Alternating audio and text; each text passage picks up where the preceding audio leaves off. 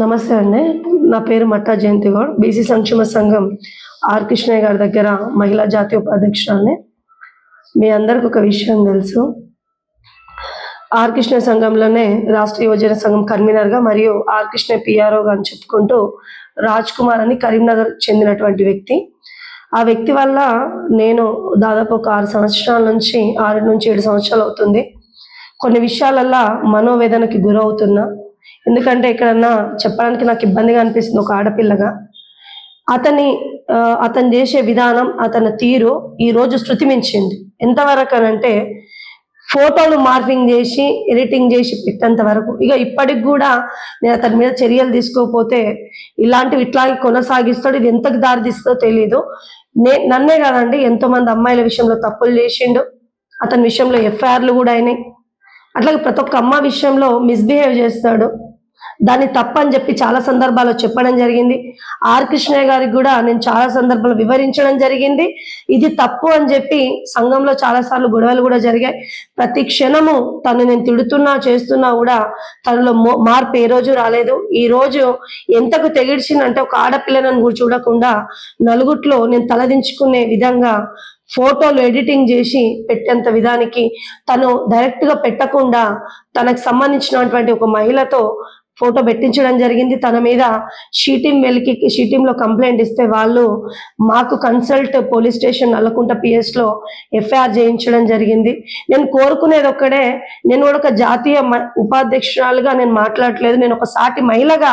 ఎందుకంటే నేను ఒక సంఘంలో ఉంటూ నాలాంటి వాళ్ళకి రక్షణ లేకపోతే సాటి మహిళలకు ఎలా రక్షణ ఉంటుందని చెప్పి నేను ప్రశ్నిస్తున్నా. నేను ఆర్ కృష్ణయ్య గారికి కూడా ఒక విజ్ఞప్తి చేస్తున్నా మీ మీడియా ద్వారా, అన్న ఇట్లాంటి వాళ్ళని సంఘంలో ఉంచకండి. మీకు చాలా సందర్భాల్లో చాలా విషయాల్లో నేను చాలా రోజుల నుంచి దాదాపు సంవత్సరాల నుంచి మీకు ప్రతి నిమిషం చెప్తూనే ఉన్నా.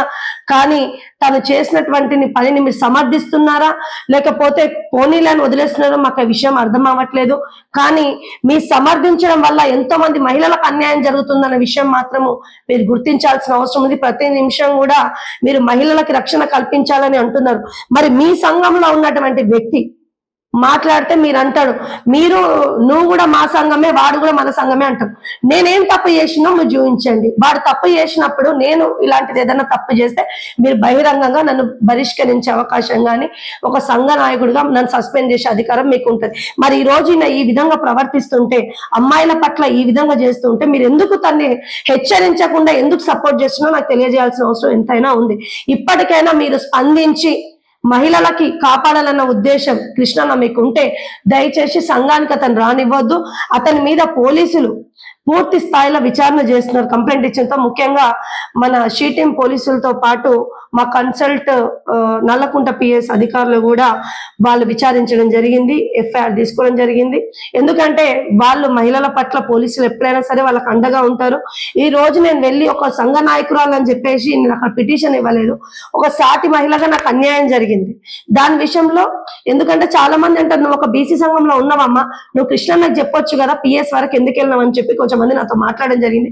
ఇది కూర్చొని మాట్లాడే సమస్య కాదు. ఒకవేళ మాట్లాడినా కూడా నేను అన్యాయం అవుతా అని చెప్పేసి నాకు ఆ విషయం అర్థమయ్యే నేను చట్టపరంగా వాడి మీద చర్యలు తీసుకోకపోతే ఇలాంటివి ఎన్ని చేస్తున్న ఉద్దేశంతో అలాగే పోలీసులను ఆశ్రయించడం జరిగింది, అలాగే మీడియాను కూడా ఆశ్రయించడం జరిగింది. మీ మీడియా ద్వారా నేను కోరుకునేది ఒకటే, నాలాగా ఏ అమ్మాయి కూడా మోసపోకూడదు, నాలాగా ఇట్లా బాధపడే పరిస్థితి రావద్దు నేను కోరుకుంటూ నేను సెలవు తీసుకున్నాను.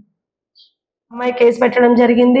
గతంలో కరీంనగర్ లో కూడా కొంతమంది అమ్మాయిలు ఇట్లాగే తను మోసం చేసి అతను టార్గెట్ ఏంటంటే ఒంటరి మహిళలు, ముఖ్యంగా అతను వయసు మించిన వాళ్ళని తను టార్గెట్ చేసి వాళ్ళకి ఆస్తిపరంగా ఉన్నారా లేకపోతే వాళ్ళకి తోడు ఉందా లేదా అన్ని చూసుకొని అమ్మాయిలను ట్రాప్ చేస్తూ ఉంటాడు.